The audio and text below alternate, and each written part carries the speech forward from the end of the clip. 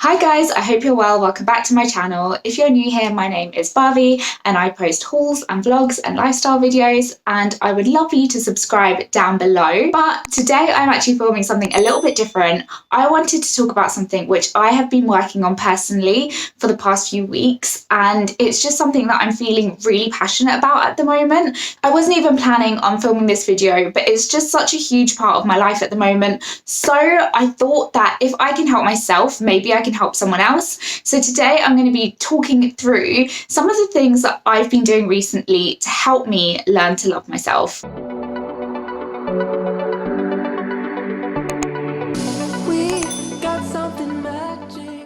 So I was going to come on here and just ramble and mind dump, but I think it might be better for you and for me to give this video a bit of structure. So I've tried to break all my thoughts down into 4 points. And yeah, these are a few things that I've been doing recently. These aren't my tips. They're tips that I've taken from different people who inspire me, from books and podcasts and also YouTube videos. And they really have helped me change my mindset and hopefully will help me live a happier and more content life. I honestly feel that these tools and processes has flipped my mindset, and I just feel so excited for my future, and I want other people to feel what I'm feeling right now. So yeah, if you feel like you're in a bit of a rut, just not feeling love for yourself, then hopefully these tips will help you too. But yeah, I think I've done what I said I was going to do and I've started rambling. So I'm going to go into my first tip. So tip number 1 is to figure out who you are. And okay, this might sound obvious, but I was listening to a podcast with Jay Shetty, who I love, his gorgeous wife, and she said, "How can you love yourself if you don't know who you are?" And I was like, yes, that is my problem. I don't like myself, let alone love myself, because I don't know who I am. I don't know my truth. And I guess that's why I was feeling so lost. Obviously, I know not everyone might be in this position, but I felt for me, that was one of the biggest reasons why I couldn't love myself. So for me, I needed to start by figuring out who I was. In my head, I thought, who am I? All of a sudden, all these negative thoughts would come rushing in. I'm fat, I'm ugly, I'm not clever enough, I'm not funny enough. All of those thoughts were the first things to come into my head. And that is so wrong. No wonder I didn't love myself. So I sat down and I wrote a list of qualities that I like about myself. And I'm not gonna lie, I struggled. The first thing I could think of was kind, caring. And then what? Like, what am I? So I didn't let that stop me. The first thing I did was Google a list of good qualities. And I went through the list and I thought, yes, I am like that, I am like that, I'm not like that. So I did that. I had my list of qualities, and yes, it was nice, but I still didn't feel like it was enough. I didn't feel that it was completely genuine. So then I Googled how to get to know yourself better, and I found a personality test. So I answered all these questions and it gave a conclusion of all your personality traits, and mine was a campaigner. Now, I can't remember what this test was called, but I will find it and I'll link it down below if you want to do it. But it told me that I was very emotionally intelligent, I cared about people, I don't work well in routines, I work better with like random bursts of energy, which is so true, because ever since I was a child, I have always just hated the idea of a routine. Now, my husband, Tony, thrives off the idea of a routine. Like, he does the same thing every single day, and that is how he works at his optimum. But for me, like, I could not think of anything worse. And it was telling me all of these things about my personality, but it wasn't saying it in a negative way. And it was also showing me different celebrities who had those same personality traits, which was so cool. So mine was like Robert Downing Jr. and Carrie Bradshaw and loads of other people. And I was just like, yeah, it's cool. I'm not weird. This is just my personality type. I thought it was such a good thing to do, and I would definitely recommend doing a personality test if you're feeling a little bit lost and a little bit unsure about yourself. It's just so insightful, and it will also help see yourself in a more positive light. And then the last thing I did was go to my friends and family and ask them, what do you like about me? And they told me all these lovely things. And the fact that I'd done this personality test made me accept those compliments. I don't know, it's hard to accept compliments. And People can say things to you all the time. People can say to you, you're pretty, you're lovely, you're so nice, I really like you. But if you don't feel that about yourself, you'll never be able to accept those compliments. So figuring out who you are will just help you recognize the good things about yourself and help you like yourself. And that is the first step to loving yourself. Okay, so after you've done this exercise and you've figured out a bit more about who you are as a person and perhaps the kind of person you want to be and things you want to do to improve, then you need to start accepting yourself. And this is something that was kind of like, whoa, to me when I thought about it. In the past, when people have said to me, you need to accept yourself, I never really understood it. But when I figured out my personality traits, that's when I knew what I needed to accept. So for example, I always thought that to live your life to the best, you should have a routine. And not just any routine, you should have a really strict routine. You should wake up at 6 a.m, you should meditate, you should eat breakfast, you should go to the gym.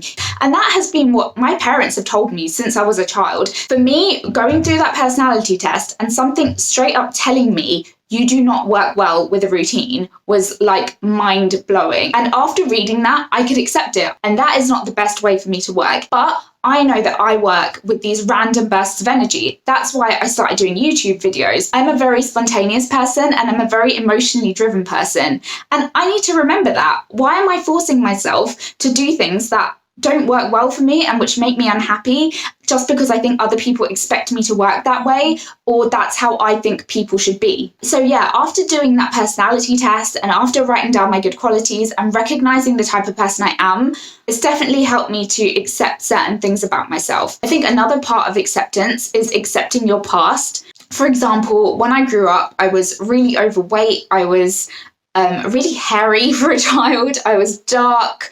I was a brown girl in a predominantly white school.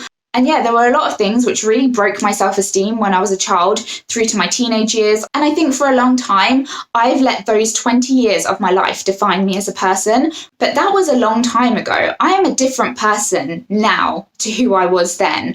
And my relationships have changed. I feel so valued now, and I have things in my life now that I never dreamt I would have when I was younger. So for me, a big part of acceptance was letting go, because I had all these feelings that I was holding on to, feelings of shame, of guilt, of not feeling good enough. And yeah, I had those feelings as a teenager, but there is no need for me to carry these feelings through life. There is no need for those 20 years to ruin my next 20 years. And to ruin my future. So yeah, I don't know, maybe I'm rambling here, but yeah, right now, after accepting myself and after letting go, I just feel like really excited for my future, and I feel grateful. I feel grateful for everything that I have right now. So yeah, my next step is to know that you are enough and never let anyone make you feel inadequate. And I'll tell you why I'm saying this. I come from an Indian culture. So when I was younger, it was like, you need to be a doctor, you need to be a dentist, you need to be a pharmacist, you need to be able to speak 5 languages. And also I live in London, and in London, I feel like so many people's worth is defined by what they do, how much they earn, how busy they are. And sometimes it can just get too much. And you can so easily compare yourself to other people. But the reality is, all of those things are not you. People don't want to know you because of those things. People want to know you because of the kind of person you are and what's inside you. And if they do want to know you because of those things, you should not be hanging out with them. At the end of the day, you can always compare yourself to other people. Whether you're the CEO of a multinational company, you can still think that person is cleverer than me, they're wittier than me, they have a bigger house than me. You can always compare yourself to someone, no matter who you are. So there's no point. When you really think about it, the person that you're comparing yourself to, they could be sitting there comparing themselves to someone else. And the same thing goes for them. There's just no point in doing it. There's no point letting yourself fall down that rabbit hole, because you are enough as you are. And one thing that I found myself doing, especially when I joined the workforce, was looking at other people and thinking that they are better than me. And that's silly. That's so silly, because why am I assuming that that person is like that when I don't even know them and they don't even know me? The way that you've sat in the first step and recognized your strengths, your good points, Everybody has their strengths and their weaknesses. So when you meet someone, they need to prove their strengths to you before you can go and put them on a pedestal. That's something that I was definitely doing a lot. I would walk into a room and feel like I was the dumbest person in that room, or I was the least experienced person in that room. But why do I do that? There's no need for me to do that. It's just making me feel shit. I know I'm talking a lot about work scenarios, but I don't mean this just in work. It could be in friendships, it could be in family, it could be with new acquaintances. I'm just thinking about situations that I've been in, and yeah. But yeah, I think I'm just rambling here now. The point I wanted to make is that I'm just going through a really good journey right now, and I know that not everyone is going to relate to these points because this is something that's been very personal to me. It's been a journey that I've been going through, and one thing that I want to say is that when you learn to love yourself and you start to like who you are, I just personally feel like it will lead to so many great things. I think spending time getting to know yourself is so important. But yeah, I genuinely feel that doing these steps, I feel like a weight has been lifted off my shoulders. I feel so much happier. I feel like now I can really love myself and I don't need approval from other people. I don't need to be liked by other people. I don't need to do things to please other people. And one of those things is doing YouTube. I know that people are going to find it strange that I like to sit in my living room and show you what I bought from Primark. But that makes me happy. That's my truth. Like, honestly, like, and I like that about myself. I like that I'm brave enough to do this. I like that I'm brave enough to post stupid videos of myself dancing on Instagram and not care about what people think. That's letting go. That's acceptance. And people don't need to like that about me. So yeah, I'm definitely rambling now. And I don't know if this video made any sense because it's just me outpouring my emotions. As I mentioned, I'm a very emotional person, as my personality test told me. So yeah, I'm gonna wrap this up here, and if you enjoyed my ramblings, then please don't forget to subscribe down below. I'd love for you to join me on my YouTube journey because I'm a very small channel and I can't wait to blow up and take over the world. Only joking. But yeah, if you feel like you can relate to any of this, please do try out these steps and let me know how you get on. Let me know if you have a revelation. Oh my God, I forgot to mention, my last tip is to journal. This right here is my journal, and anytime I feel any emotions that I feel uncomfortable with, I write it down. I write down anytime I have a negative thought. Learning to love yourself is understanding yourself, and journaling is something that has really helped me. Gonna wrap it up here. If you enjoyed this video, please don't forget to like and subscribe, and I'll see you next time, probably with some sort of haul. Thanks, bye.